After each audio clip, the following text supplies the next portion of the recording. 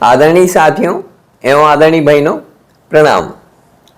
मुझे अपने जीवन में कई बड़े बड़े जैनाचार्यों, बहुत ही विद्वान जैन मुनियों, जिनमें स्थानकवासी, श्वेतांबर, दिगंबर, तेरापंथ आदि के बड़े बड़े आचार्यों का बहुत ही गहन गौरवमयी सानिध्य प्राप्त हुआ है।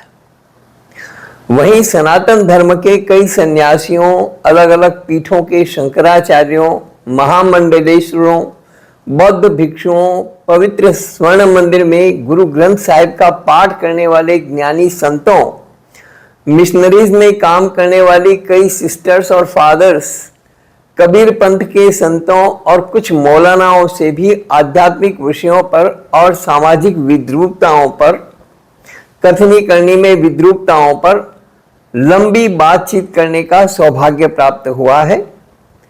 कई जैनाचार्यों ने मुझे अंतर की गहराइयों तक खूब प्रभावित किया है। ऐसे प्रकांड विद्वान, प्रवचन प्रभावक, श्वेतांबर मूर्ति पूजक आचार्यों से मैं कभी आपको रूबरू करवाऊंगा, लेकिन मैं इस समय जिनकी बात करना चाहता हूं वे हैं जैन धर्म के मूल प्रथम आगम आचार्यांग की जीवन प्रतिकृति। अत्यंत सरल, सहज, सौम्य, सहिष्णु, समरसता और सुरीली आवाज के धनी, शांत क्रांति की अलख जगाने वाले स्थानकवासी जैनाचार्य श्री विजय मुनि जी, जिनका गौरवमयी चातुर्मास इस बार जिलों की नगरी उदयपुर को मिला है। मैं उनके बारे में कुछ बात कर रहा हूं। कोई भी उनके सानिध्य का लाभ बहुत ही आसानी से प्राप्त कर सकता है। वे प्रतिवर्ष चातुर्मास के प्रारंभ से पूर्व कुछ दिनों तक मौन साधना करते हैं। यह मौन साधना क्या है और इसके क्या शारीरिक, मानसिक व आध्यात्मिक लाभ हैं, स्वास्थ्य के क्या लाभ हैं, इस पर इस वीडियो में मैं आपसे बात करना चाहता हूं। और जो लोग भी पूरी सात्विकता के साथ में गंभीरता से कुछ भी आध्यात्मिक, शारीरिक, स्वास्थ्य संबंधी या किसी प्रकार का बौद्धिक लाभ प्राप्त करना चाहते हैं, उनको आज की इस विषय वस्तु पर गौर करना चाहिए और ध्यान देना चाहिए। मौन बाहरी संचार को तोड़ता है और हमारे मन को भीतर की आध्यात्मिक चेतना से जोड़ने के लिए आंतरिक संचार की और संवाद की निर्देशित करता है। मौन वह जगह है जहां चेतना निवास करती है। सच्चा मौन विचारों के बीच का मौन है और सच्ची आत्मचेतना का प्रतिनिधित्व करता है। मौन एक शक्ति नियंत्रण की साधना है। मौन से हमें आत्म केंद्रित व्यक्तित्व की प्राप्ति होती है और यह मौन भी दो प्रकार का होता है, एक बाह्य वाचिक मौन और दूसरा आंतरिक मानसिक मौन। वाचिक मौन अपने मुख पर, शब्दों पर नियंत्रण रखना है और आंतरिक मौन विचारों पर नियंत्रण रखना है। मौन रहने से व्यक्ति अधिक दिमागदार और उत्पादक बनने की ओर अग्रसर होता है, अधिक प्रोडक्टिव बनता है। इससे उसके मानसिक और शारीरिक स्वास्थ्य दोनों में सुधार हो सकता है।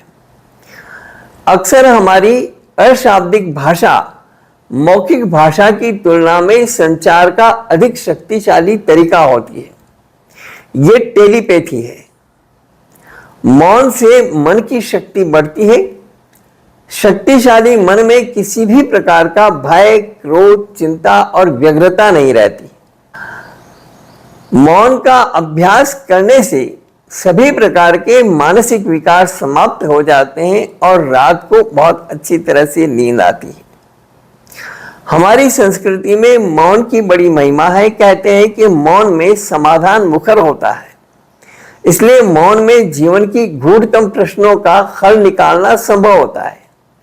अगर कोई ऐसी समस्या हो जिसका समाधान लंबे समय से नहीं हो पा रहा है तो मौन रास्ता दिखा सकता है। और एक और तरीका इसमें हो सकता है कि यदि आसपास में आपकी कोई पीपल का पेड़ हो तो मौन साधना के दौरान पीपल के पेड़ के नीचे आप पद्मासन की मुद्रा में बैठिए या चिंतन की मुद्रा में बैठिए और उस पर चिंतन करिए, आत्मचिंतन करिए, आपको निश्चित रूप से समाधान प्राप्त होगा। मौन साधना का अर्थ होता है मन को बोलने दो, तन को बोलने दो, लेकिन तुम आत्मा में स्थापित रहो, विचलित ना हो। मौन हमें ईश्वर से जुड़ने का मौका देता है जिसे शब्दों में व्यक्त नहीं किया जा सकता। यह हमारे लिए एक विशेष उपहार है जिसे हमें विकसित करना चाहिए। अपने विश्वास को बढ़ाने के लिए इसका उपयोग करना चाहिए। मौन हमें ईश्वर को अपने पास आने देने में सक्षम बनाता है। ईश्वर से जुड़ाव होता है, ईश्वर नजदीक आता है। मौन से कई प्रकार की लब्धियां, शक्तियां प्राप्त होती हैं। लंबे समय की मौन साधना के बाद किसी ने किसी को कुछ कहा तो वह फलित हुआ। ऐसे कई उदाहरण शास्त्रों में मौजूद हैं। मौन में वचन शक्ति प्राप्त होती है। मौन साधना यूं ही नहीं जाती। जितना आप अधिक से अधिक मौन साधना करेंगे, आपकी वचन शक्ति उतनी ही प्रगाढ़ बनेगी और उसका प्रभाव उतना ही ज्यादा प्रखर होगा। आप भी कुछ घंटे मौन रह करके अनुभव करिए जी। मैंने तो खूब अनुभव किया है और मैं देखता हूं, सुनता हूं, समझता हूं, खुद भी करने की कोशिश करता हूं। निरंतर अभ्यास करने की जरूरत है। आप भी करके देखिए, बहुत आनंद आएगा, आत्मिक आनंद आएगा। आपकी अंतरात्मा में बहुत प्रसन्नता होगी। इस वीडियो में इतना ही।